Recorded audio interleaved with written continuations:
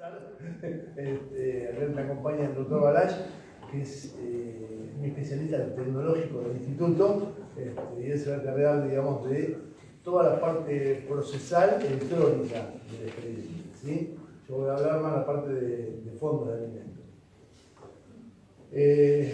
Cuando digo voy a hablar de la parte de fondos de alimentos, no me refiero estrictamente a analizar punto por punto el código, porque si sientan en casa, lo leen tranquilo, hagan algún código montado y está. Pero sí me interesaría darles algunos tips que se dan en el desarrollo habitual de la actividad, diferencias que hay entre departamentos judiciales en la forma de tratar el juicio de alimentos, que a veces hasta dentro del mismo departamento judicial. Cuestiones relativas a los honorarios, bueno, eso no les importa, pero lo vamos a tratar igual.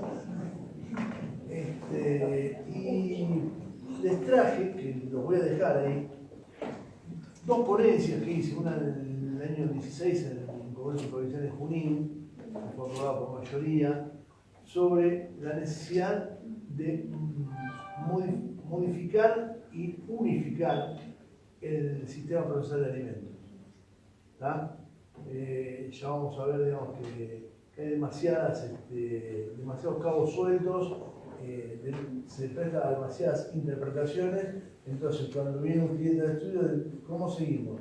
Digo, espere que sorteamos, y cuando sorteamos le digo, ¿cómo sigue el juicio? ¿Ah? No debería ser así, el juicio debe ser el mismo en todos lados, porque después de la decisión de criterios al momento de dictar una sentencia, eventualmente. Pero el proceso debería ser igual en todos lados, en toda la provincia. No es así. Depende de cuánto. Entonces, creo que por una cuestión de orden, vamos a arrancar con la parte procesal de cómo se inicia el juicio por alimentos. ¿Sí? Lo voy a dejar al doctor Balach, que tiene un PowerPoint muy clarito, como para que lo vayan siguiendo. Como todos ya sabemos, ahora la presentación es de forma electrónica, ya no es como era antes, que íbamos hasta la Receptoría General de Expediente en Quilmes, que quedaba en Mitre, hacíamos la fila de 10, 15 personas, y si te observaban algo del formulario de inicio, o lo tenías que arreglar con el Equipaper y en la máquina de escribir, tratar de enmendarlo. Bueno, como decía, ahora se hace de forma electrónica.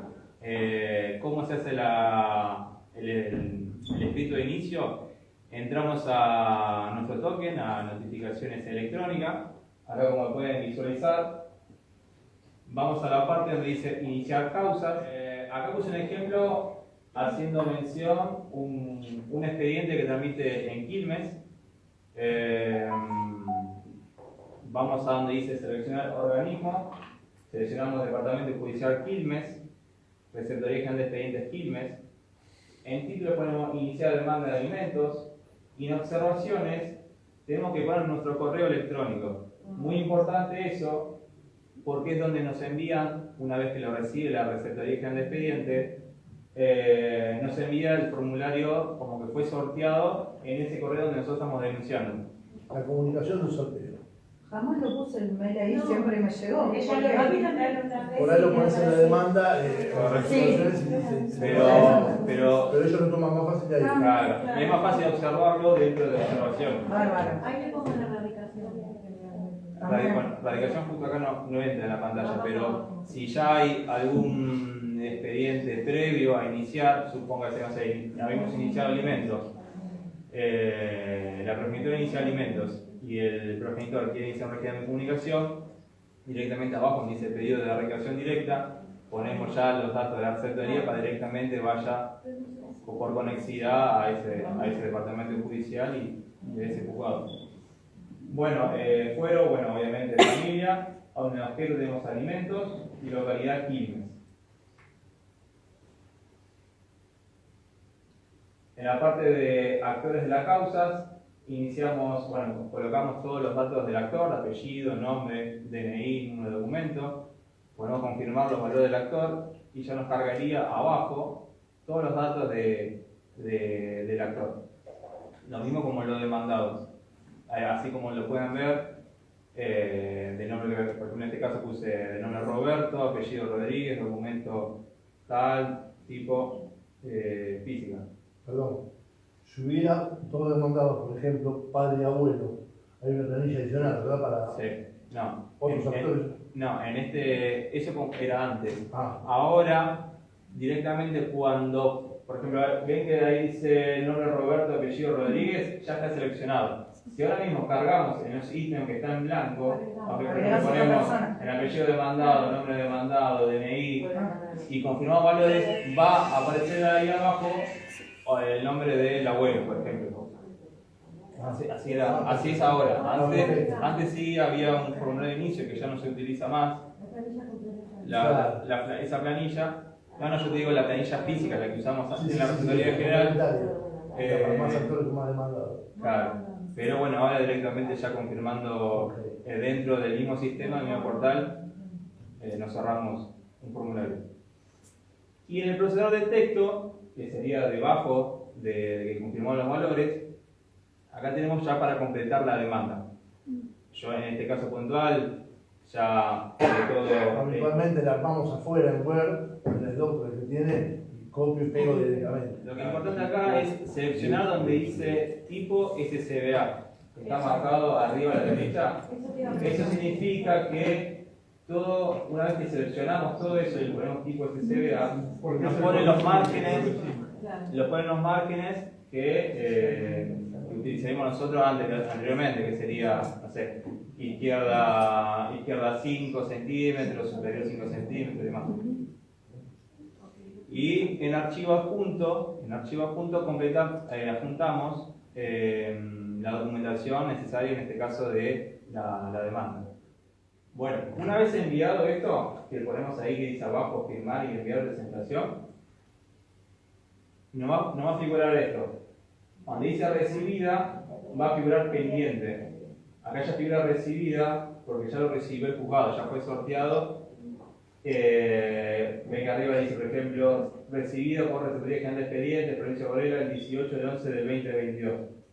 Pero cuando nosotros lo enviemos, ahí donde dice recibido va a decir pendiente.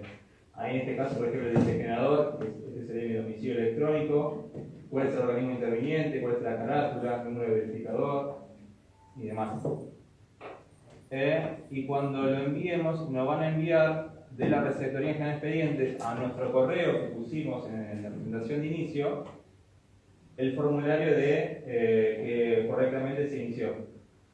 Ven, por ejemplo, inicio de expediente, ese es el mismo receptoría, estos son los datos caratulados, número de expediente, carátula, fecha de inicio, qué juzgado interviene. Lo importante es tener en cuenta en la demanda de alimentos es el relato de los hechos y básicamente el detalle de todas las necesidades alimentarias, incluyendo vivienda, vestimenta, incluso esparcimiento del acreedor alimentario, ¿no? Sí, es relativo. Sí, pero es relativo. ¿Por qué? Pues yo puedo poner un montón de necesidades. Me tengo que quedar sentado. Acostumbrado a cuando digas. Yo puedo poner un montón de necesidades del alimentado, ¿sí? De vivienda, de educación, de vestimenta, gastos de esparcimiento, etc. Pero el código es bien claro, habla de necesidades del alimentado y de posibilidades del alimentante. Sí. ¿Está claro? Entonces, me toca ver algunas demandas donde le ponen, y no digo que no sea real, pero los gastos, vamos a poner hijo adolescente, mujer, que suele tener más gastos que el hombre. ¿Sí? Depilación, peluquería, los gastos de ropa, etc. ¿Sí? A ver, no niego que sean necesarios, pero todo se adapta al bolsillo del que provee. Acá, yo ahora, por ejemplo, estoy comenzando una demanda. Cuando hicimos el convenio de alimentos, el chico iba a un colegio público. La madre de buena primera lo cambió a un colegio privado. Me pide como gasto extraordinario la cuota. ¿Sabes que no me consultaste a mí para cambiar a un colegio privado? La educación, tanto general como religiosa, etc., es parte de la responsabilidad parental que incumbe a los padres. Si vos te da el cuero y no querés mandar a un colegio privado, aparte están pasando una cuota alimentaria por un hijo de 45.000 pesos, no está pasando 2 mangos. ¿Ah? Tampoco es una fortuna porque vale 1.500 mangos un kilo milanesa. Pero es una cuota razonable porque sería el 25% de sueldo de 180 lucas. ¿Cuántos ganan hoy 180.000 en blanco? Pero si van a escuela privada, de 10 a 20. Pero cuando hicieron el convenio no iba a una escuela privada. ¿Está? Entonces yo le estoy diciendo, no es gasto extraordinario. La educación es un gasto que está incluido en la cuota alimentaria. Si vos de los 45 querés gastar 25 para la escuela y 20 arreglarte para todo el resto, es problema tuyo. Pero que inició un aumento. Inició Todavía no lo inició, pero me está mandando ya el cruce de mails Un pidiendo... tema que está poco claro, el tema de qué es gasto extraordinario y qué no, que a veces incluso los colegas no tienen claro qué es un gasto extraordinario y qué no. Porque una cosa de la madre reclame porque Yo le pasar a trabajar una ponencia sobre este asunto. ¿Por qué? Porque, por ejemplo, yo soy de la idea que, y la comparten algunos colegas y otros tantos no, que los gastos de inicio de clase no son gastos extraordinarios, No. ni en la compra de uniforme. ¿Por qué? Porque Porque de se sabe. jardín de infante hasta que termine el secundario, el chico va a tener uniforme, va a tener los gastos de escuela, con el mismo criterio, en julio y en diciembre le cobran el aguinaldo, no tiene 50% más de gasto. Es un gasto no previsto. ¿Ah? Entonces, son no previstos o previstos, pero ocurren una vez cada tanto, un viaje de egresado, un cumpleaños de 15. ¿Ah? Pero estos gastos, digamos, de inicio de clase no son gastos extraordinarios. Pero muchos colegas lo reclaman como extraordinario. Y lo Bueno, llaman y buena parte de la doctrina les da la razón también. No hay un criterio uniforme al respecto. Distinto, cuando hicieron el convenio, pusieron el 50% de gasto extraordinario, pusieron entre paréntesis uniformes escolares, gasto de inicio de clase. Entonces, bueno, ya está incluido, detallado, digamos, dentro del acuerdo. Sí, se puede pactar, porque te van a pagar. Si no está pactado, es más que discutible.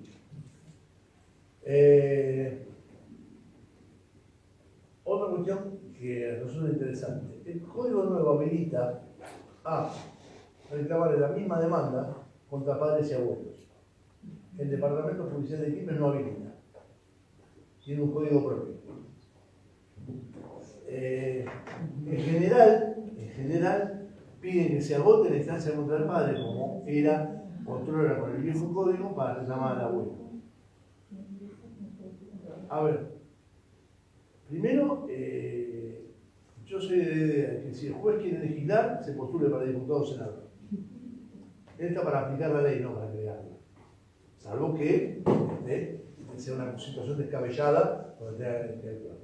Cuestión número uno. Cuestión número dos. Si la ley lo habilita, yo tengo la posibilidad de plantearlo. ¿Por qué? Porque funciona el interés superior del niño. A mí me interesa reclamar a todos los que estén obligados. Y el primero que pague, que salte la deuda y después se rompan los cuernos entre ellos. ¿Tá? Tengo un caso, por ejemplo, que me tocó al revés, yendo por el demandado, donde hacen el alimento contra el abuelo. Y no citaron al padre en la demanda. Me toca la plata llama etapa previa. La plata, todos los juzgados de familia de la plata, alimentos filtran por etapa previa. Ojo, no audiencia con el consejero como hace en Quilmes, que es una delegación de funciones del juez en cabeza del consejero. Acá toma la audiencia del 636, pero en lugar de tomar la juez, la toma el consejero, por delegación de funciones. ¿Sí? Pero es una audiencia preliminar en la cual se intenta conciliar y si no se concilia se tiene que contestar demanda en el mismo momento. ¿Sí? No, allá se la etapa previa en los términos del 835. Y en el caso de fracasar esa audiencia de etapa previa de carácter conciliatorio, recién ahí ordena el traslado de demanda. Yo estoy de acuerdo con el sistema, ahora les voy a explicar el por qué.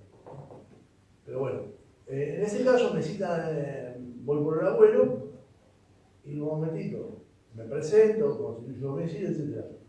Previo a todo trámite, cita la obligación principal. Finalmente se terminó condenando una cuota alimentaria que era el 15% del sueldo del padre y el 5% de la jubilación del abuelo. ¿No? Pero el padre no me lo había citado. Entonces, sí estoy de acuerdo que se cite primero al obligado principal, pero que se pueda citar conjuntamente a más de uno. Inclusive hasta por una cuestión de mecanismo de presión. ¿Por qué? Porque si yo voy contra el padre y el abuelo que ya crió sus hijos hace un tiempo, se tiene que hacer cargo del nieto, una cosa se tiene que hacer cargo porque el padre no tiene trabajo, porque el padre está inválido, lo que sea, otra cosa que se tiene que hacer cargo porque el padre labura negro, que iba a hacer un mango, etc. No venía a agarrar los pelos, pero escuchame, yo ya que quiero los míos, es tuyo. Yo vos te busqué uno, familia uno, inicié contra padre y abuelo, y me recaratularon directamente y está cumpliendo la abuela ahora. ¿Te recaratularon? Sí, ahora es contra la abuela. La madre de los menores contra la abuela. ¿Por qué? No, porque el padre no tiene nada donde caerse muerto y también lo mantiene la abuela. Ah, bueno. Pero te digo que yo la metí contra los dos como... En el fallo que tengo acá, Y me la está recaratulada incluso contra la abuela. es un fallo de Entre Ríos, hacen el juicio contra el padre, no se presenta nunca, van contra la abuela termina respondiendo, interín fallece la abuela y van contra el tío paterno, el hermano del padre, que en principio no es pariente obligado, porque 537 habla de ascendentes, descendentes, y cuando tenía primera hora tenían los hermanos, no era el caso. Decreta el juez la inconstitucionalidad del artículo 537 y pone en cabeza del tío la obligación alimentaria del tío paterno. Siendo que además manifiesta en ese momento que la abuela materna, que también era obligada y que podía estar en un rango de obligación principal respecto del tío, ya cumplía con su parte alimentaria porque estaba dándole vivienda, vivía en la casa de la abuela, y cuidado cuando la madre salía a trabajar. O sea que ella estaba cumpliendo ya con su parte de su porción alimentaria. Es un fallo largo, bastante bien trabajado. Bueno, ahora estamos hablando de la situación de La Plata. Quilmes usa el sistema contradictorio del artículo 635 en adelante. ¿Sí? El artículo 635 establece que toda aquella persona que promoviera el juicio de alimentos deberá en un solo escrito presentarlo. Y empieza a enumerar. Y acá tenemos un grave inconveniente respecto del reclamo alimentario. ¿Por qué? Porque hay una corriente doctrinaria que sostiene que no se trata de una demanda. Y en función de esa situación, argumentan que no hay plazo procesal para contestar. El plazo vence cuando se otorga la audiencia del 636. Hablo de la ponencia justamente el deseo de unificar el proceso de alimentos. Y el planteo, la necesidad de que alimentos pasen por mediación o por etapa previa. Digo mediación por etapa previa porque en Capital, por ejemplo, está por mediación. ¿Sí? Mendoza es una de las principales, está por mediación. Provincia de Buenos Aires no tiene mediación y teniendo etapa previa, no fija por etapa previa. ¿Cuál es el basamento? A ver, en algunos casos, los jueces o la corriente que defiende el proceso contradictorio, por eso a través del artículo 636, establece que es más rápido el proceso. ¿Por qué? Porque se presenta la demanda, proveen las pruebas con la actividad de presentación. Si se pidieron los derechos provisorios, los proveen ahí mismo. Si no se pidieron, es facultad del juez ponerlos. Actualmente, si no se piden, no los pone el juez de motu propio. Pero es facultad de poder hacerlo. Y se ordena el traslado. El problema que ahí se nos traba procesalmente, porque el traslado, al ser con demanda, es necesariamente por cédula. Sabemos que la cédula, la diligencia en OJ sigue caminando para atrás, ¿no? Y que nunca encuentra domicilio porque la chapa municipal no está. Entonces perdemos la audiencia, tenemos que pedir nueva, con la agenda del juzgado nos toca dentro de 3 meses. Y no tiene GPS en el celular, los oficiales notificados, que vos llegás en 5 minutos, yo no llego. Claro, tenemos que notificar nuevamente. Entonces, esa presunta celeridad que debería tener el proceso en tales condiciones, se les dibuja en la práctica. Además, por una cuestión de formación profesional, estamos acostumbrados a que en la demanda vamos con los japones de punta. Entonces, se desentendió de la situación de sus hijos, no paga cuota alimentaria, los chicos viven en la miseria, bla, bla, bla. Hacemos el traslado, esto llega, te mandan. Y esa redacción, que convengamos, nos cae a todos, porque habitualmente estamos formados de ese modo, predispone mal cualquier conciliación. ¿Ah? Si a mí me llega una carta de documento que me dice, se lo cita para una audiencia de conciliación por reclamo de alimentos, fulano contra vengano, la bruja no alcanza, bueno, ¿cuánto más quiero? A ver, voy a la audiencia. ¿Se entiende? Pero voy a la audiencia sabiendo que es un reclamo de alimentos, no sé lo que me piden, no me bardearon en la demanda porque todavía no la recibí. La puedo notificar por carta de documento, con lo cual en 48 o 72 horas lo tengo notificado, o el correo llega o no llega al oficina notificador. Si lo notifiqué por carta de documento, tengo confirmado que ese domicilio real que yo denuncié es donde vive, porque recibió la carta. O sea que me agiliza un montón. Y además, yo propongo que, citada etapa previa, y si en la etapa previa no se consigue, o sea, propongo dejar la demanda, presentar la demanda, ¿sí? Por presentado aparte constituido domicilio. Estése al resultado de la audiencia. Fija la audiencia, pasa el consultorio, fija la audiencia. ¿Ah?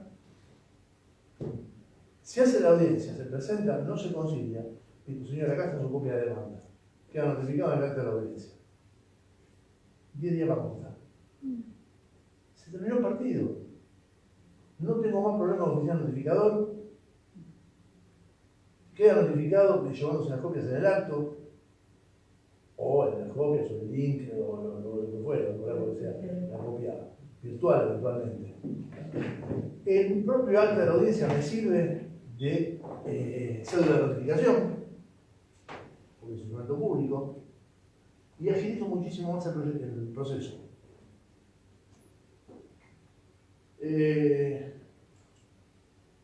Los que defienden el 636 también dicen que técnicamente no es demanda, porque es una petición que tiene un régimen de defensa muy escueto, ¿sí? Prueba informativa debe diligenciar entre los 5 días. Alguno pudo diligenciar informativa entre los 5 días, no está ni proveído. Y documental, y se terminó el partido.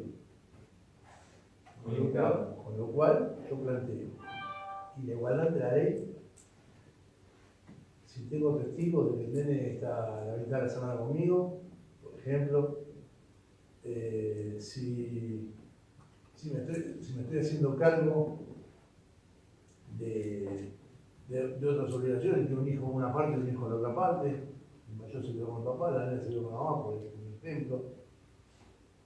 Entonces, eso no lo voy a demostrar con documental, no lo voy a demostrar con oficio. Entonces, no hay defensa. Estamos violando groseramente el principio de igualdad ante la ley, el debido proceso, la defensa del juicio, todos el principio de carácter constitucional. Además, ante el eventual fracaso de la mediación o de la etapa previa, está la fijación de elementos provisorios. ¿Sí? Yo puedo en el primer despacho, de nuevo presentado, fijar provisorios y llamar la etapa previa. Ya los provisorios están corriendo. Y cuando notifiqué la etapa previa por carta de documento, en la misma carta de documento notifiqué los provisorios. Rapidísimo. Si tuviera que hacerlo por 636, como tengo notificado por cédula, no puedo notificar los provisorios porque irían todos en la misma cédula de la demanda. O tendría que dividir y decir, bueno, notifico los provisorios por carta de documento y después hago la cédula de fondo por todo el resto. ¿No? Y acá tenemos que tener una cuestión importante. El juez debe ser razonable al fijar los provisorios. Muchos colegas se quejan de que le fijaron un 10% de provisorios, por ejemplo. ¿Es poco o es mucho? Siempre va a ser poco. Habitualmente por eso tiene carácter provisorio, tiende a cubrir los gastos más indispensables y urgentes hasta que se fije la cuota definitiva. Pero además, el juez al momento de fijar los provisorios, la única información que cuenta es la que le da la autora. Entonces la autora le dice que trabaja de gerente en un banco, ¿no? Que gana 500.000 pesos mensuales, pero no ellos no la bebida en función de eso. Y le pide que le fije una cuota del 30% de los ingresos. Le da 50.000 pesos, le da el 10% y ponemos saltos así. Pero resulta que la autora se olvidó de decir que el señor tiene otra familia y tiene un hijo más con otra familia. Y que los hijos tienen un pie de igualdad ante la ley. Y que todos merecen el mismo sostenimiento. Entonces, al momento de fijar la cuota provisoria, cuando el juez no cuenta con otros elementos que los que le brinda la propia autora, tiene que ser extremadamente medido. Me pasó un caso en el viejo Tribunal de Familia número 2 de Quilmes, donde me fijaron un provisorio de un 20% que lo apelé, no lo apelé, lo recurrí en su momento por reconsideración porque no había apelación, tribunal colegiado. Lo recurrí por reconsideración ante el tribunal de pleno, no me hicieron lugar, le dije a mi cliente, vos seguís pagando el 10% como hiciste, porque mi cliente tenía un hijo extramatrimonial, que es el que reclamaba, que en ese momento tenía 13 años, y 3 hijos matrimoniales, uno de ellos discapacitado. Y yo digo, no podés pagarle el 20% a este porque entonces tenés el 80% repartido en 4 hijos. Sin contar que además el discapacitado debería tener un plus. Sentencia, 35%. Me fui en recurso extraordinario ante la Corte. La Corte anuló la sentencia en primera instancia y devolvió el juicio a Cámara para que con las pautas que ordenó la Corte fijaran nuevas cuotas. 15% fijaron. Ya no volvió al tribunal porque el tribunal se había disuelto, el interín. Fue la última sentencia, el 31 de julio, el 1 de agosto empezó el sistema de los juzgados unipersonales, el 31 de julio me firmó la sentencia, como tribunal colegiado. No me quedó más remedio que tipo de recursos extraordinarios de la Corte. Y la Corte anuló la sentencia de primera instancia. Y después me vengo a enterar que una de las juezas que debió haberse excusado había sido compañera de trabajo de la autora, que era miembro del Poder Judicial en otro fuero menores. Esas perlitas, desgraciadamente, ya me enteré cuando estaba avanzadísimo el asunto. A tal punto que me enteré a través de los testigos.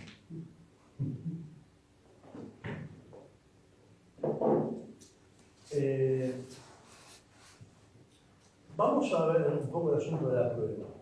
Leo el 635 a vuelo de pájaro, porque sí.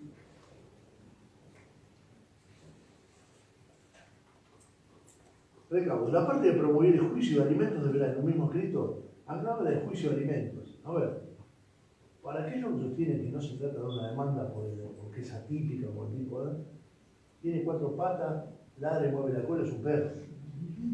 Habla de juicio de alimentos, no habla de petición, no habla de consulta popular, juicio de alimentos. Dice, para la parte de promover el juicio de alimentos deberá en un mismo escrito acreditar el título cuya virtud lo solicita, el certificado de nacimiento que acredita. Denunciar siquiera aproximadamente el caudal de ingresos de quien deba suministrarlo. Acompañar toda la documentación que tuviera en su poder y que haga a su derecho, de acuerdo con lo dispuesto en la 332. Ofrecer la prueba de que intente valerse. Si ofreciese testimonial, los testigos declaran en primera audiencia. Otra aberración más. Si el testigo declara en primera audiencia, ¿cómo se entera el demandado de lo que declaró el testigo? ¿Cuál es la función de repreguntar que tiene el demandado? ¿Cómo tacha en nulidad un testigo? Si la declaración es un acta y nunca estuvo presente, nunca fue citado, el testigo tiene que declarar con citación de la contraparte. Hace el debido proceso, hace el derecho de defensa.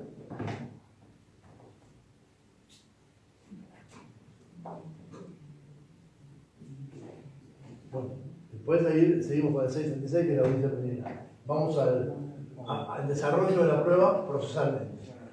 No me deja. La idea mía es una celda acá para que vean cómo se realiza, pero dado no se puede realizarlo. Acá tiene una celda de notificación para notificar al demandado del inicio del expediente, para que conteste la demanda. Ya Gustavo contestó el plazo que tiene el demandado, que es hasta antes de la audiencia del 636.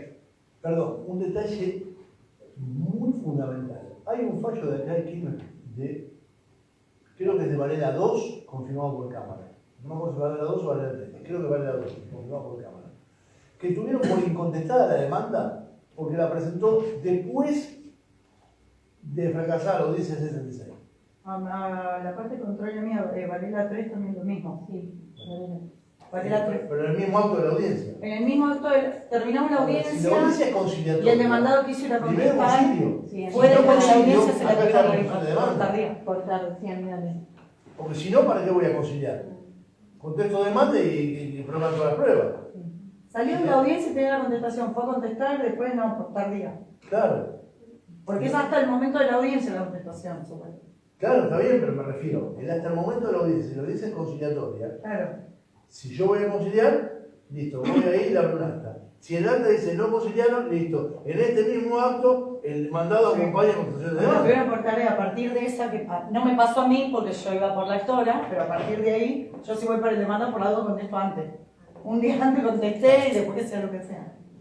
Ahí, ahora voy Si no, a... queda tiempo. Yo en mi caso particular, cuando subo la contestación de demanda, lo subo una hora antes o lo subo una noche antes de que se realice la audiencia, más que nada porque si lo despachan, lo suben a la mesa de entrada virtual. Entonces, antes que se realice la audiencia, la parte externa con el abogado, claro, ven toda la contestación de demanda y saben cuál es la estrategia que voy a utilizar yo en el día de la Sí, audiencia. bueno, pero un rato antes de la Igual audiencia vos podés seguro, pedir, nunca cuando después, porque mañana no puede igual pasar pedir eso. reserva. Solo un Que atento no Varela, vaya a no sé, pensar pero por la duda ya es todo. pedir reserva y que no se suba. Claro, bueno, Claro, como no leen lo que nosotros presentamos. Ah, claro, yo pedí la Directamente reserva, suben. yo pedí la excepción de incompetencia porque el centro de vida de los chicos es de Gazapegui hace más de 6 meses y no, tampoco me lo tomaron.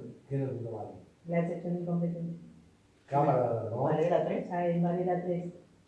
Sí, no, todavía estamos esperando hace un mes que... No resolvieron el ¿Recurriste a cámara eso? Porque... Sí, ya el mismo consejero de familia. No.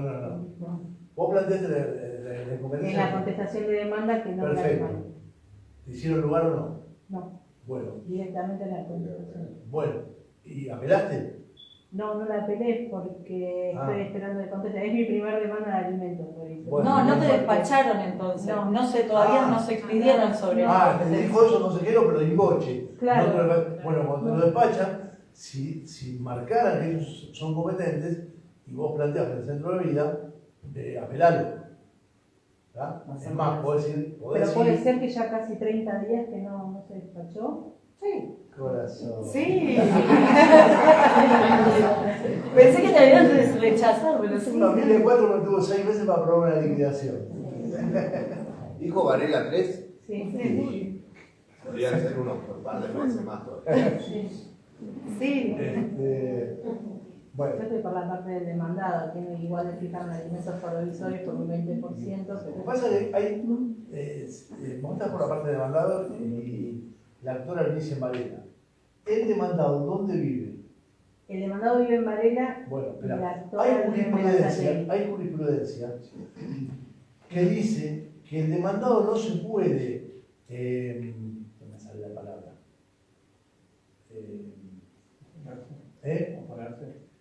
Si no es oponerse, pero si se lo demanda en su propio domicilio.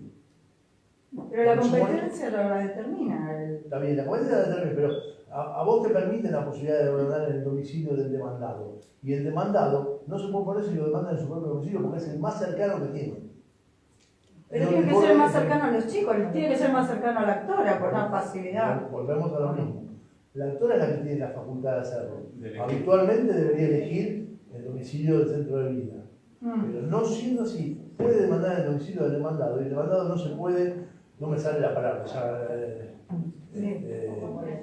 no puede oponer, digamos, porque está demandado en el domicilio más cercano a su domicilio, en la jurisdicción más cercana a su domicilio. Llamamos un segundo con eso, que algo más quería contar. Dijimos lo del plazo. Fíjense que es descabellado el sistema de 636, porque, por ejemplo, si el demandado es de Córdoba, ¿tá? Y le llega la cédula 5 días antes de la audiencia, ¿cuándo le vence para contestar? ¿El día de la audiencia? ¿No tiene un día cada 200 kilómetros, una Sí. suma mayor de 100? ¿Prórroga de jurisdicción? Entonces plazo. tendría la audiencia en determinado día, más 4 días más, por 700 de moneda de kilómetro, por el plazo del código. Es más, el código anterior decía, el proceso de alimentos es sumario y en ningún caso deberá acumularse con uno de carácter ordinario. El proceso sumario establece un plazo de 10 días para completar demanda. ¿Sí? Los 10 días, ¿cuándo se cuentan? Si a mí me llega la notificación de la audiencia un mes antes de la audiencia, ¿qué tengo? ¿Un mes para contestar demanda? ¿O 10 días a partir de recibir la cédula? Y si me llega 3 días antes, me llega un viernes para un martes, que tengo fin de semana por medio, ¿qué tengo? ¿Lunes y martes para contestar? Sí, aparte como contás, sí, eso hasta el momento de la audiencia, es siempre lo que nos contamos siempre. Por eso hablaba en la ponencia, justamente, se las voy a dejar de todos modos para que la lean tranquilo, de la necesidad de unificar criterios y hacerlos iguales para toda la provincia. Más sobre todo en este caso, que acá tenemos una provincia muy dispar. ¿Por qué muy dispar? Porque, por ejemplo, en el interior de la provincia, los juzgados de paz tienen competencia en alimentos, divorcio, etc., y no tienen equipo técnico. Entonces, materias que eventualmente pasan acá por el equipo técnico y no tienen consejero de familia tampoco. Entonces, son juzgados como si fueran juzgados civiles. Juez, secretario, auxiliares. Entonces, ¿qué pasa? Familia, es un fuero multidisciplinario. En esos juzgados están matando con alambre. Y tenemos que hacer un código de procedimiento aplicable a toda la provincia. Entonces, yo sostengo alimento por mediación o por etapa previa. Sí, pero los juzgados de paz no pueden ir por etapa previa. Si bien, por ejemplo, la doctora Sirieri, jueza de Chacabuco, que era compañera mía en una comisión de prueba, ella hace una suerte de etapa previa, porque ella cita a las partes a audiencia de conciliación. La toma ella, no tiene consejero. Y si no se concilia, le entrega la copia de la demanda al demandado para que la conteste en el plazo de 10 días. Pero lo cita audiencia de conciliación, sin traslado de demanda.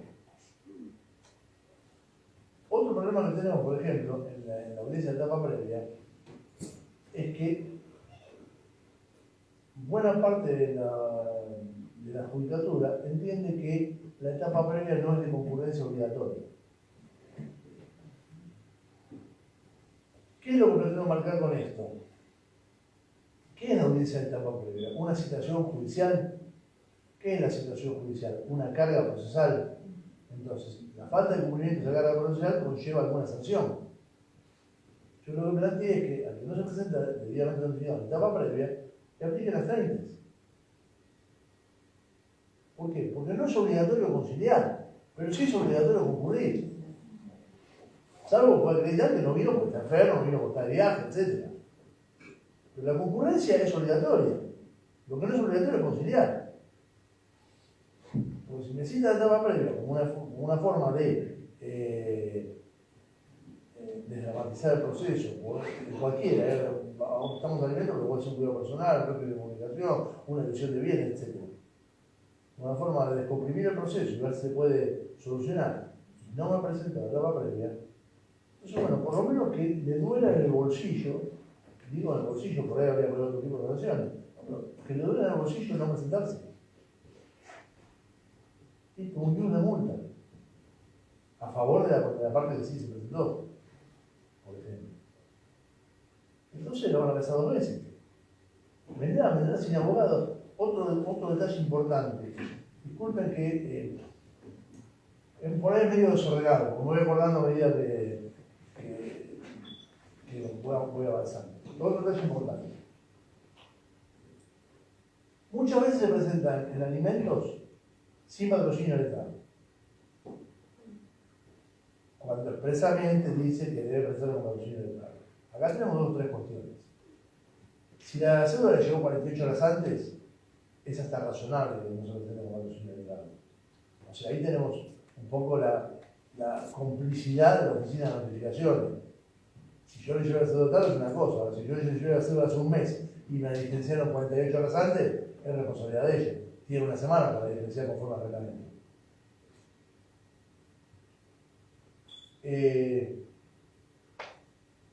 Se presenta sin abogado. Entonces, ¿qué hacen en muchos juzgados? Bueno, están las partes, bueno, vamos a tomar la audiencia.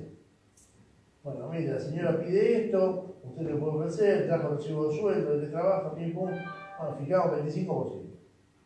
Cerramos. Se labra el acta, el señor el fulano tal, con patrocinio de parte actora, con patrocinio del doctor Pérez, y Mendano, por derecho propio, sin patrocinio del Estado. ¿Ah? Conviene lo siguiente, sería la capital. La misma deberá ser ratificada con patrocinio del Estado dentro de los 5 días, bajo percibimiento que da firma. ¿Ah? El tipo, dentro de los 5 días, no ratifica, porque no ve la abogada que ya arregló, no comillas, digamos, pasa a mitad al asesor, el asesor dice 25% al pupilo le sirve, se homologa. Hay fallo, y lo tengo acá, de la Cámara de Quilmes, decretando la nulidad de ese acuerdo. La Cámara propia de Quilmes, decretando la nulidad de ese acuerdo. Porque viola la defensa en juicio y viola el debido proceso. La persona que estuvo sin asesoramiento no tiene por qué tener idea de lo que firmó. O sea, sí idea de lo que firmó, pero no sabe qué le correspondía, si le correspondía más, correspondía menos, si pudo haber ejercido algún tipo de defensa que sin patrocinio del lado estuvo impedido de hacerlo. ¿Ah? Ténganlo presente. Yo tuve una causa así, Franco, apellido, muchachos, no me acuerdo contra quién, en el ex Tribunal 2, y lo que se resolvió es que, atento a la oposición de ellos, fíjense nueva audiencia. Fuimos a la nueva audiencia, fuimos para los señores de entrada, a la nueva audiencia, fijamos un régimen distinto y ese régimen se homologó. Le bajamos 5 puntos a la cuota, algo así. Yo iba por lo que le mandaron. ¿Ah? Pero le puse el antecedente y ya estaba en la Cámara de Quilmes. Que lo van a tener ahí en la ponencia de Junín, creo que está ese antecedente. Adelante conmigo. Bueno, vamos a hacer un lineamiento. Quedamos en que presentamos la demanda y ahora tenemos que notificar esa demanda al demandado para que se presente en la audiencia del 636 que nos habrá fijado después. Allá, por ejemplo, allá arriba dice audiencia 19 del mes de mayo del 2022 a las 9:30. Agregamos todo el proveído del primer despacho del juez. En este caso tenemos la audiencia de la situación del 636, como hacía mención recién. Notificamos los alimentos provisorios. En este caso son tres chicos, son 3 niños, que se fijó un 25% de lo que percibe el demandado. Acá continúa el proveído y hay una parte que me pone el link de demanda y el link de documental. Yo particularmente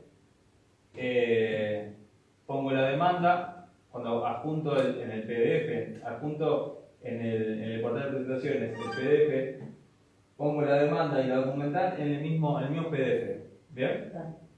Y copiamos acá este link, que sería el link que nosotros creamos cuando mandamos la presentación, que lo vamos a sacar directamente de la MEP.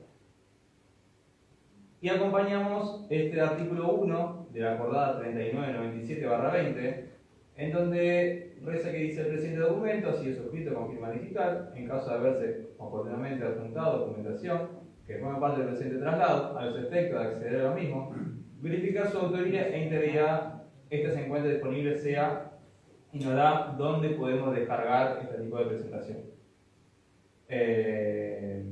Bueno, para su entendimiento, ¿En el mismo PDF pones la demanda y la documental en sí, uno solo? en un solo. Yo Porque si no lo tenés que firmar uno por uno.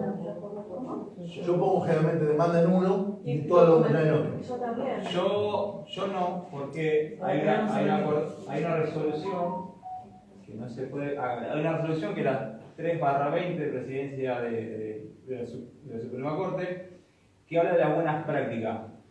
En esa resolución habla que se tendría que hacer todos los PDF y la demanda en uno solo. Para que no pase esto, lo que decía yo recién, de no mandar tantos PDF, de no copiar tantos links, ¿bien? Muchas veces pasaba, ya no tanto, pero cuando hacíamos la cédula de notificación, la intentamos enviar a confronte al juzgado, cuando la recibía la oficina de mandamiento, figuraba como que los márgenes no coincidían, como que sí. cuando imprimían no salía todo el despacho. Y después terminamos haciendo todo larguito, así que era una cosa espantosa. Claro. Pequeña. Entonces, ¿qué pasa? Eso generalmente pasa cuando nosotros copiamos y pegábamos el link ese, que dice HTTP. Bueno, una vez que nosotros copiábamos, ¿ves? Yo por ejemplo que hay un espacio, yo puse Enter, porque si yo copiaba entero, se me rompía el margen. Entonces eso que hacía cuando la recibían después de la oficina de mandamiento, figuraba como que se rompió los márgenes y no podía imprimir. Entonces nosotros tenemos que hacer de vuelta, confrontar la sede. Yo particularmente utilizo esta página que es Allo PDF para crear un solo PDF. Por ejemplo, vamos a la parte que dice unir PDF y se nos abre después un cuadro de diálogo en donde insertamos todos los PDF. No sé, supóngase que tenemos la demanda documental, dentro de documental tenemos, no sé, la partida de nacimiento de los chicos, no sé, recibo de sueldo, no sé, lo que sea. Capaz que tenemos 10 documentales que lo podemos hacer solamente en uno solo. ¿Ya? Obviamente siempre que no supere los 20 megabytes que pide la Suprema Corte. Si en el caso que supera, nosotros podemos, ahí a la derecha dice comprimir PDF. Lo comprimimos y bajamos el peso del PDF y bueno. Después cuando hacía mención recién yo... Perdón, te hago una pregunta. De ignorancia. ¿Al comprimir no pierde calidad la imagen? No, si no es tan pesado. ¿Bien? Pero muchas veces cuando sube documental A veces abrís una imagen y se ve todo borroso. Claro, pero eso depende cuánto lo vas a comprimir. Si lo vas a comprimir una sola vez, ya capaz que es suficiente. Vos tenés que ver después cuánto pesa las propiedades del PDF y ves cuánto pesa. Si no supera los 20 megabytes, ya está. Muchas veces pasa que vos lo comprimís y sigue superando los 20 megabytes, lo tenés que comprimir nuevamente. Así hasta que te dé la cantidad de megabytes. Y referente a lo que hacía yo mención del link, a ver, acá, del link que copiamos y pegamos, yo lo que hago es utilizo esta página que se llama Short Art, es así como acá. Copiamos el link, lo copiamos ahí donde dice ingrese el lance aquí, y directamente del link grande, que sería gigante, te lo hace en 5 palabras. Entonces, ¿qué pasa? Cuando después lo copiamos en ¿Me vuelta el... que copio cómo se llama? Cuando lo copiamos después en el link de demanda, son nada, nunca se te va a romper ese margen, más que nada porque son 5 palabras. En cambio el otro, que tiene de más de 50 caracteres, y eso puede pasar que después se te rompan los márgenes y no pueda... ¿Pero cómo lo comprime? ¿Le saca caracteres o lo achica? ¿Esto? Sí. No, esto lo que te hace de el link, Sí. que lo tenemos arriba, del link, te lo achica. Es el mismo link, abriendo de esta aplicación como que de la MEP. Va a ser el mismo. Pero lo que te hace es achicarlo. Lo comprime, digamos. Claro. Lo comprime haciendo más chico o achicando caracteres. Caracteres. Achicando caracteres. Eso, va a ser claro. Se abre igual, o sea que Se por abre caracteres de más. para No tengo acá la forma de probarlo para que lo vean, pero Claro. después lo prueban y lo van a ver. Una vez enviado la serie de notificación, y supóngase que va el oficial notificador y lo puede notificar, sube en el expediente digital, sube el acta como que lo pudo notificar. Así recibiría el demandado esta cédula. Si pueden ir a ver ahí abajo, dice para verificar la notificación, ingrese ahí nos ponen un código verificador. Nosotros tenemos tres formas de ingresar a cédula. Cuando el demandado nos trae la cédula, tenemos tres formas de ingresar. Ya sea con el NIC, que pusimos nosotros del link de demanda, bien, esa es una opción. Si no, tenemos la otra opción que es verificador, que ese tiene esos 6 caracteres, o directamente escanear ese código QR. De cualquiera de esas tres opciones podemos ingresar nosotros a la demanda. Yo particularmente utilizo esta aplicación, el portal de TCBA, y tipeo estos 6 caracteres.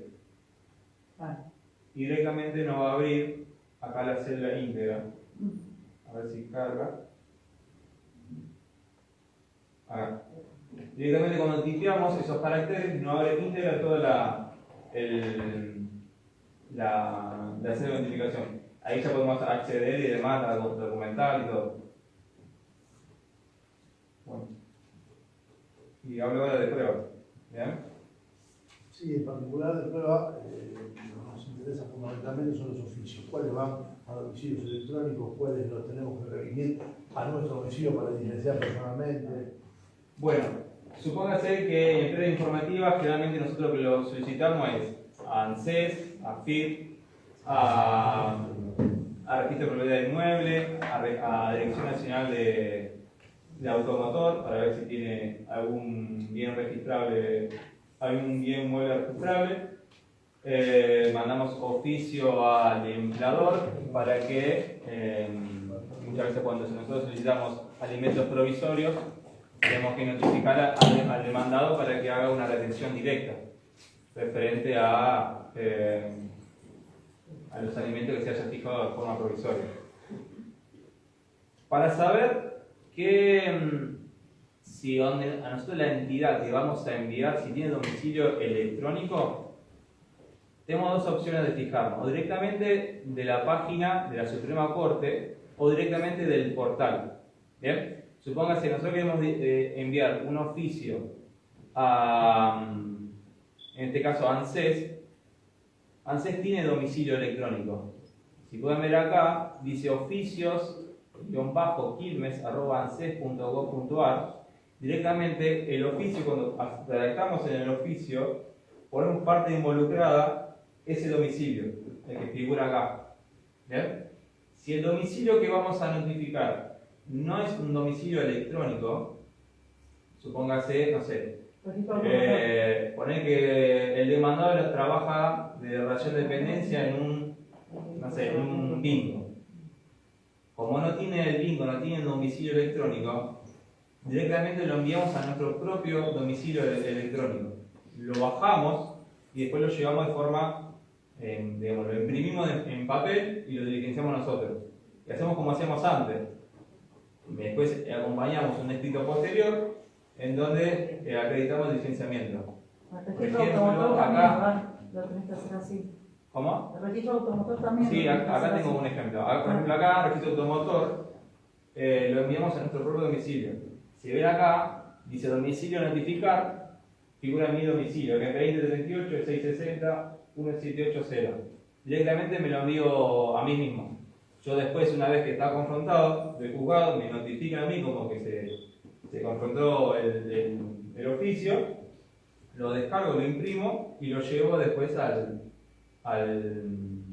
registro automotor correspondiente. Eso, Augusto. Yo les quería comentar algo, estoy buscando el artículo en particular, pero es lo siguiente, respecto del diligenciamiento de oficios y la traba de medidas cautelares. El Código Fiscal de la provincia de Buenos Aires establece que la traba de medidas cautelares para alimentos y para juicios laborales, incisos 5 y 7, creo que del artículo 285, estaba buscando el Código Fiscal de la provincia, son exentos del pago de tasas de sellados. Le digo porque habitualmente cuando hay que trabar el registro de propiedad inmueble, el registro de propiedad automotor, le suelen cobrar. Aunque no tengan tramitado el beneficio de liquidar sin gastos, esa exención la prevé el propio código. O sea que hay que pedirla, ya se lo busco. Para poder hacer la procuración de un expediente de familia, como hay elementos sensibles dentro del expediente, tenemos que crearnos un usuario en la mesa de entrada virtual y pedir autorización al juzgado. ¿Bien? Nosotros tenemos un usuario particular y pedimos habilitación en el mismo escrito de la demanda que nos habiliten para poder hacer la procuración del expediente. En este caso, cuando entramos a la mesa de entrada virtual, seleccionamos qué departamento judicial queremos ingresar, por ejemplo en este caso es Quilmes, seleccionamos la opción Fuero Familia y seleccionamos qué tipo en qué juzgado tramita ese expediente. Seleccionamos qué juzgado es y ya ahí podemos hacer el seguimiento de todos los expedientes que tenemos en ese juzgado. Respecto tengan en cuenta que todos los expedientes de familia tienen carácter reservado, con lo cual no tenemos acceso mínimo como tener la MER para elaborar civil, etc. Pero se puede, ¿qué pasa? No? Pueden pensar el caso de que nos van a consultar a un cliente que ya tiene un juicio iniciado y eventualmente quiere cambiar de abogado. No sé en qué estado está el juicio, lo único que sé es lo que me cuenta el cliente a media palabra, pero se puede pedir autorización del MER, que la dan por 24 o 48 horas, a efecto de poder analizar, de tomar el caso. A veces se le pide la firma al cliente, habitualmente al cliente, a efecto de poder analizar la causa, de la posibilidad de tomarlo, se pide autorización para la MER. No es demasiado. A veces te piden hacer declaración jurada que en caso de no intervenir no vas a divulgar los datos, sí, pero aparte de y eso. después te lo dejan. No es demasiado cómodo. ¿Por qué? Porque si estamos hablando de que la ley de ejercicio profesional no nos permite intervenir cuando hay otro colega trabajando sin darle aviso previo, eso de ir a espiar del expediente, con el expediente de carácter reservado, es bastante complicado. ¿Sí? Lo que se puede hacer eventualmente es ir con el propio cliente al juzgado y pedir y tomar vista del expediente, aunque sea virtual, en el juzgado, que no quede constancia, digamos, de que necesitamos hacerlo. No, Allá tengo una. Yo pedí en Familia 1 eso con el cliente y me dijo no, que haga esto, que haga la declaración jurada, Claro, aparecí y el abogado me terminó llamando. Estás invadiendo el trabajo de Sí, y tenía razón, pero le expliqué que fui a la mesa de entrada con la parte. Claro, y no, me dijeron que lo pida así, lo pedí, me lo más, todavía estoy habilitada y al final no sustituí ni nada. Perdón, me quedé en los oficios, no sé si me distraje, pero no entendí si al final el registro de la propiedad automotor largó domicilio electrónico, no lo hizo, primero, esta es una pregunta, y la segunda, para los oficios, ¿no? Para la prueba. Y la segunda es que efectivamente las veces que intenté, a veces desisto incluso de esa prueba, porque cada vez que la quiero diligenciar me quieren cobrar, me dicen que el registro, por más que sea alimentos, por más que haya beneficios. Bueno, eso si ¿Cómo lo solucionan en ese caso? Le tenés que poner el presente oficio en herramienta exento sellado conforme, pero te lo tiene que autorizar en el proveído juzgado, conforme al artículo tal del Código Fiscal de la Provincia de Buenos Aires. Y referente a la primera pregunta, no tiene domicilio electrónico de Dirección Nacional. Directamente ponemos a domicilio notificar nuestro propio domicilio, lo imprimimos y lo llevamos de forma presencial en papel. ¿Están recibiendo entonces? Sí, lo están recibiendo. Te hacen firmar un formulario dentro del registro y bueno, después se acreditará en el expediente la respuesta. Directamente lo envían ellos. Perdón, cuando le decía antes la posibilidad de demandar de forma conjunta padres y abuelos, más allá de que la prevé el código. Es importante también curarse en salud y tratar de que el juzgado tenga elementos como para dar el ok a esa demanda.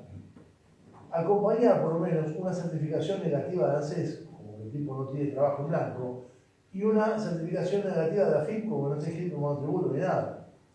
Entonces, sí, mira, trabajo tiene, corta el pasto por las casas, es remisero, pero no tiene un trabajo fijo, entonces voy contra él y contra este otro que me corrono con una jubilación. ¿Ah? Después, si termina condenado, termina pagando, lo que fuere, pero tener asidero de por qué estoy demandando de forma conjunta a padre y abuelo.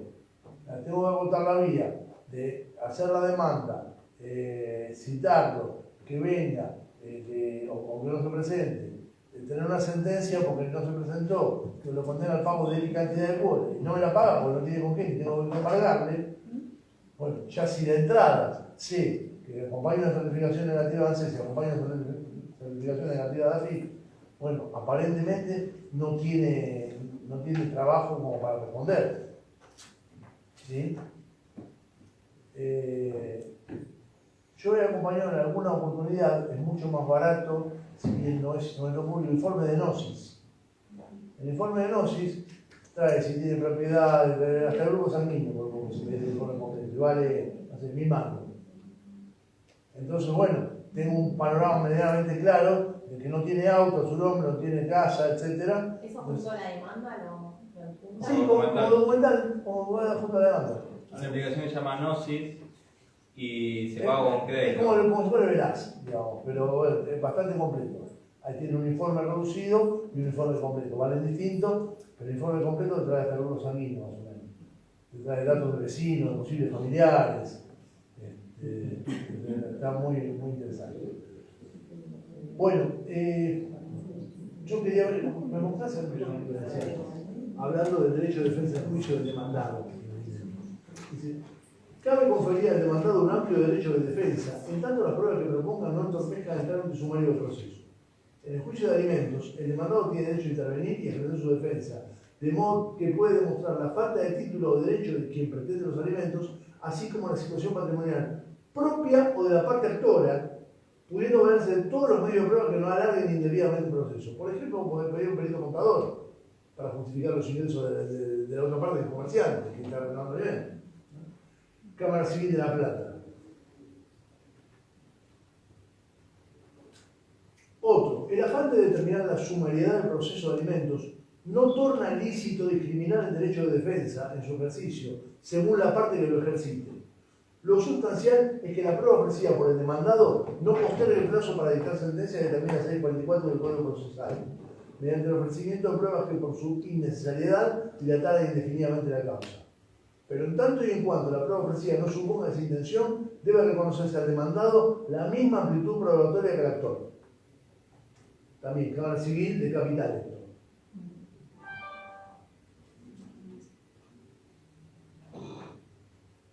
Otro, no cabe duda que la oportunidad para el ofrecimiento de prueba en el juicio de alimentos encuentra su límite en la audiencia de revista del 639 del Código Procesal, y es dudoso que pueda extenderse más allá de ese acto.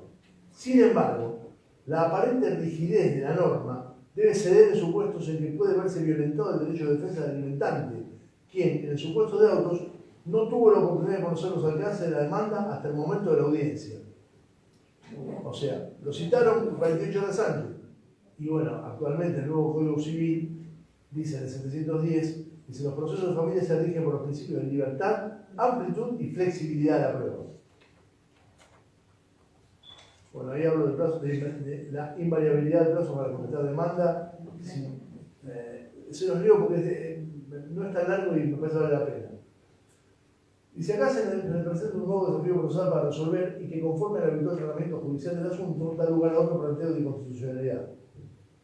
En efecto, como cualquier otro juicio, el plazo para contestar demanda naturalmente debería depender de la notificación de la misma y no de la fecha de la audiencia pertinente, so pena de incurrir en un absurdo jurídico, tal como explicaré a continuación. En efecto, si el proceso es sumario, el plazo para contestar es siempre 10 días contado a partir de la efectiva notificación. Luego, siguiendo esa misma tesis, se nos podría presentar las siguientes 4 situaciones a saber. 1. Si la cédula llegara, por ejemplo, con una antelación de 30 días respecto a la fecha prevista para la audiencia, de 636, el plazo para contestar demanda estaría venciendo mucho antes de dicha audiencia. 10 días a partir de que yo la cédula. Por el contrario, si la misma cédula, con la copia de traslado respectivo, llegara solo un par de días antes de la audiencia, el plazo para contestar sería necesariamente con posterioridad a la misma, toda vez que no puede pretenderse que el demandado quede sujeto a la fecha de la audiencia como plazo perentorio para su contestación, cuando no contó con un mínimo tiempo material para buscar abogados, reunir las pruebas que hacen su defensa, etc., por cuestiones propias de demoras del correo judicial, que resultan ajenas a su voluntad o responsabilidad. 3. Más irrisorio aún resultaría el hecho de recibir una cédula con traslado de demanda pertinente, donde además se notificara una fecha de audiencia que, al momento de recibir la cédula, ya se encontraba vencida, porque va de suyo que no correspondería efectuar un nuevo traslado, toda vez que el demandado ya fue notificado con copia de la demanda, y razonablemente debería contestarla dentro de 10 días. Y, en cambio, sí debería fijarse una nueva fecha de audiencia, ante el fracaso del anterior que oportunamente se notificó vencida. Se me llega la cédula ahora, la audiencia fue el viernes.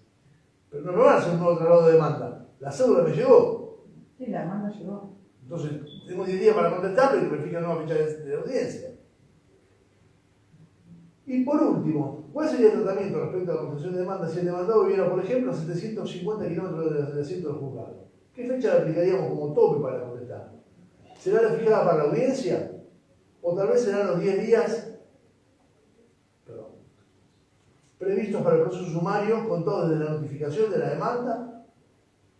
¿O tal vez le deberíamos sumar 4 días más a cualquiera de las opciones anteriores para cuestiones de distancia geográfica, en virtud del 158 del Código Procesal? En cualquiera de los casos, la pregunta sería: ¿cuál sería la seguridad jurídica respecto al plazo procesal aplicable al demandado para contestar demanda?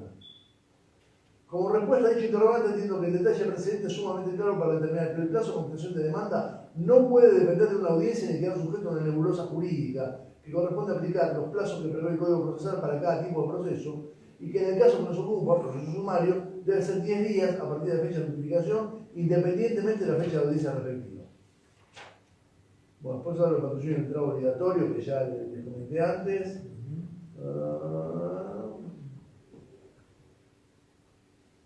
Esto es interesante.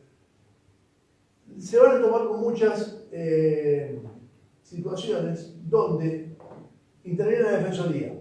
Y la Defensoría cita al demandado que se presente con DNI y el recibo de sueldo.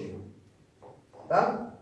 Entonces, lo invitan a sede de mediación de la Defensoría. Le labran un acta, ese acta se lleva una copia a cada uno, carácter de instrumento público. Ahora, el actor se presentó en Defensoría a reclamar por sus alimentos, tuvo un abogado que lo representó. El demandado no, porque fue a mediación directamente sin patrocinio de letrado. Patrocinio de letrado obligatorio. Aquí nos encontramos con un problema bastante frecuente que intentaré resumir. Ante un reclamo alimentario presentado por la requirente, actora, digo requirente porque no está todavía en etapa judicial cuando la Defensoría. Habitualmente de sede de Defensoría Oficial, se arma una carpeta con el documentario mínimo detalle de la pretensión y se la deriva a la oficina de mediación dependiente de dicho organismo. O sea, depende de la misma Defensoría. Una vez allí se asigna un representante, mediador oficial, que le toma el caso y que cita al requerido, demandado, para que se presente a una audiencia, munido de documento de identidad y recibo de sueldo, no dejando constancia alguna en dicha situación de la posibilidad de concurrir con patrocinio de letrado, bajo la hipótesis de que ninguna de las partes cuenta con el mismo. Sin embargo, el representante de la Defensoría fue quien delegó a una de las partes, a la actora, al inicio de la instancia prejudicial. El hecho es que cuando el demandado concurre a dicha citación desconoce los alcances del reclamo y no tiene asesoramiento alguno al respecto. Simplemente le plantea que tiene obligación de abonar la cuota alimentaria y que le resultará más beneficioso conveniente en la audiencia, atento que su situación de una facturación judicial sería peor. Llegado a esta instancia, ante dicha invitación, el demandado suele acceder a la fijación de una cuota, sin saber cuánto le corresponde pagar según sus usos y costumbres o cuáles son los parámetros para establecer la cuota respectiva, y en muchos casos, desconociendo las consecuencias de dicho acuerdo, que suele llevar implícito una cláusula que advierte que cualquiera de las partes puede pedir la homologación, sin tener la menor idea de lo que significa eso. Es así que luego de cerrar el acuerdo, la misma mediadora oficial que intervino al mismo, o la propia actora, lo deriva a la Defensoría que atendió inicialmente el reclamo para que presente el acuerdo para homologar. Y siendo que el mismo tiene carácter de instrumento público, previa vista a las personas menores e incapaces, en algún momento deberá cambiar la denominación de esa figura, el juzgado procede a la oportuna homologación, por lo cual el demandado jamás contó con patrocinio electoral obligatorio, nunca tuvo asesoramiento jurídico alguno y encima queda como deudor de honorario de la Defensoría Oficial, cuando suponía que llegaba a un acuerdo en sede de mediación para evitar las consecuencias del futuro juicio. Conforme a lo expuesto, el acuerdo homologado en dicha condición debería declararse nulo en nulidad absoluta por violatoria de garantías constitucionales de debido participación de letrado y defensa de juicio. Cabe destacar que muchas veces dice que se tiene que presentar con patrocinio letrado. Entonces, en el caso de ratificación, procede, ya queda como sentencia. En el caso de desconocimiento, tienen que llamar a nueva audiencia o declarar nulo. Y hay una cuestión elemental también. Cuando hacen acuerdos, muchas veces extrajudiciales, de alimentos, que habitualmente se hacen en el estudio, vas vos y va, firma tu socio por una de las partes, y certifican firmas. Se lleva una copia a cada uno, cualquiera de las partes puede pedir la homologación. Pero trate de que esa homologación sea contemporánea con el acuerdo.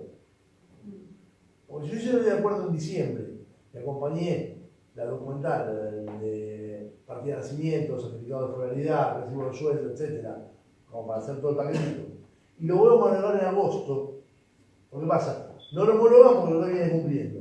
En agosto lo puedo cumplir, entonces voy y pido la homologación para ejecutar. Cuando lo voy a ejecutar y lo voy a homologar en agosto, el tipo no trabaja más de un trabajador.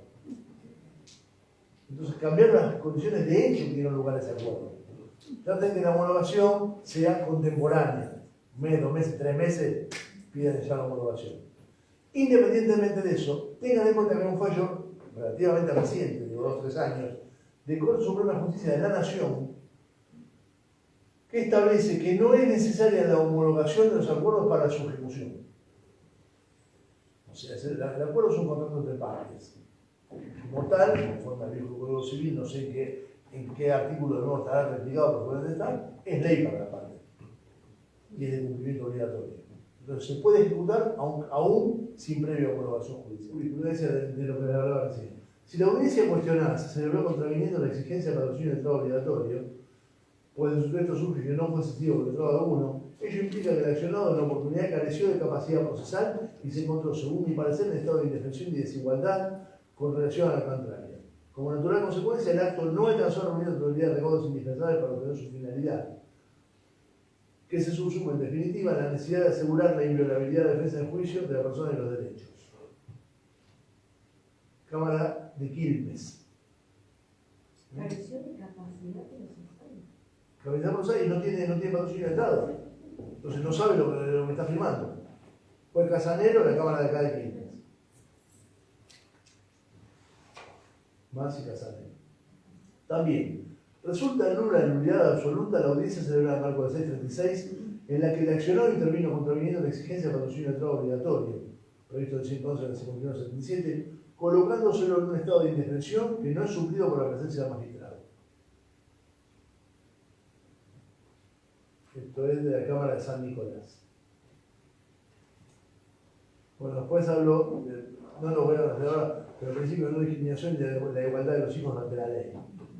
Véanlo, está bastante claro que es lo último. ¿Esto por qué? Porque acá hay fallos divididos. Acá hay algunos jueces que dicen, si tienen muchos hijos que trabajen más para mantenerlos a todos. Y hay fallos que dicen, el nacimiento de nuevos hijos supone para el obligado la necesidad de repartir sus ingresos. Convengamos que en Argentina con suerte la gente tiene un trabajo. ¿Ah? Entonces, por más que tenga más hijos, va a seguir teniendo un trabajo. Y va a tener que alimentarlo a todos en función de eso. Bueno, preguntas tanto a ustedes como al Zoom. Si no se conoce la situación patrimonial del alimentante y dónde vive, en la demanda se pide diligencia preliminar de la prueba informativa. Sí, se puede pedir diligencia preliminar o se puede acompañar. Vale decir, yo puedo pedir o el oficio de Cámara Electoral o al CINTES, que es lo que se llama, CINTES, para que me informe del domicilio, O puedo acompañarlo directamente, ir, voy, pago el sellado, me traigo el informe y lo acompaño. Es mucho más ágil que liberar el oficio, esperar que si no los 20 días hábiles para responderlo, etc. Y en 48 horas estoy acompañando la documental con carácter de instrumento público y pido que lo notifiquen ahí bajo responsabilidad. Después dice, en la audiencia de etapa previa con el consejero de familia, ¿puede pedirse que se notifique en ese acto al demandado de la demanda? ¿Al mismo tiempo se puede cerrar la etapa previa? Bueno, vamos por partes. En Quilmes lo toma el consejero de familia, pero no es etapa previa. ¿Sí? En Quilmes es proceso contradictorio por el 636. El consejero de familia ejerce funciones delegadas del juez. En La Plata es etapa previa. En Lomas, algunos hacen etapa previa y otros hacen contradictorio. Y en Avellaneda, el 1 hace etapa previa y el 2 hace contradictorio. O al revés, no me acuerdo. Pero el 2 etapa previa y el 1 contradictorio. O sea, son dos solos y se trabajan distintos. Entonces, si estamos hablando de etapa previa, no estamos hablando de Quilmes, ¿sí? Estamos hablando, por ejemplo, de La Plata. En ese caso, se puede, si se acompañó la demanda, se puede pedir que se la notifique en el mismo acto y en el acta de la audiencia de etapa previa, entregarle el traslado de demanda al demandante. Queda notificado por el propio acta de la audiencia.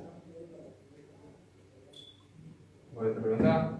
Sí. Dice, ¿cómo juega la figura del progenitor afín respecto de un reclamo de alimentos si el padre biológico no puede responder por no tener recursos? A ver, el progenitor afín tiene una obligación de carácter subsidiario. ¿Sí?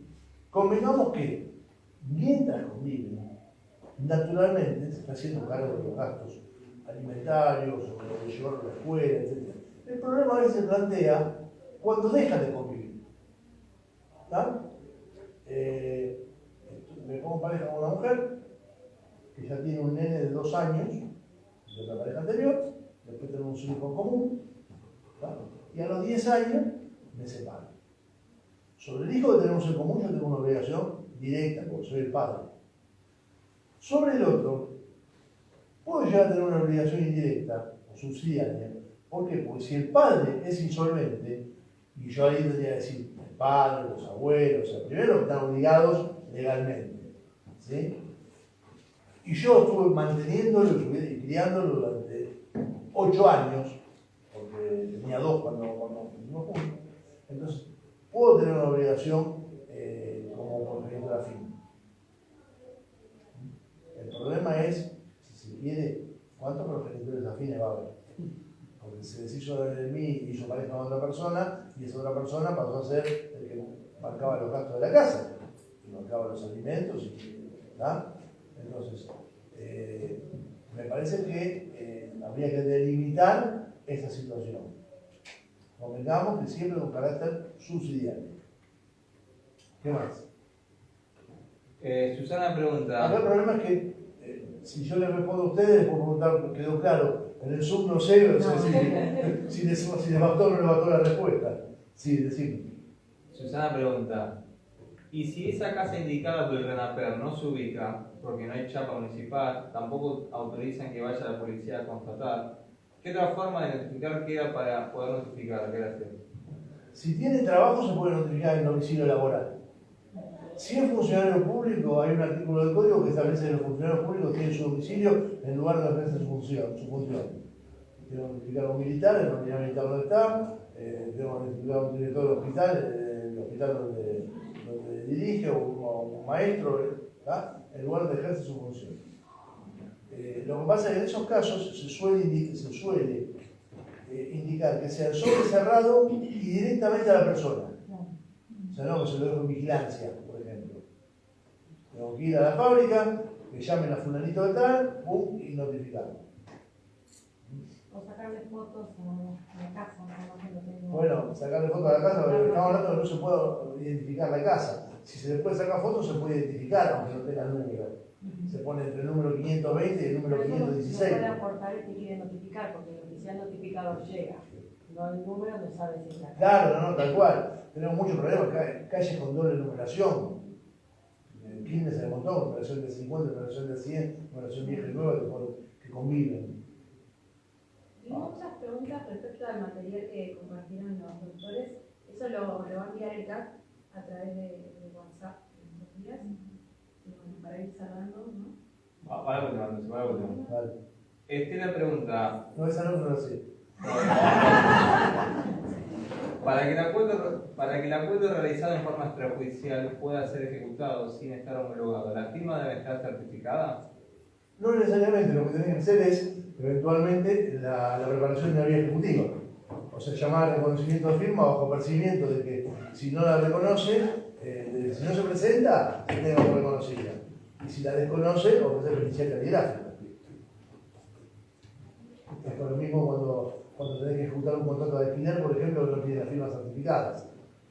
De la firma del locatario, tenés que preparar la vía ejecutiva y llamarlo a reconocer firma. Bajo percibimiento, en el caso de no presentarse, queda por reconocida. Y en el caso de desconocerla, se pide sucesivamente la pericia caligráfica correspondiente con costas para la parte, digamos, si la firma resulta indubitable. Muy clara la exposición de los doctores, les agradecemos mucho. Tenemos una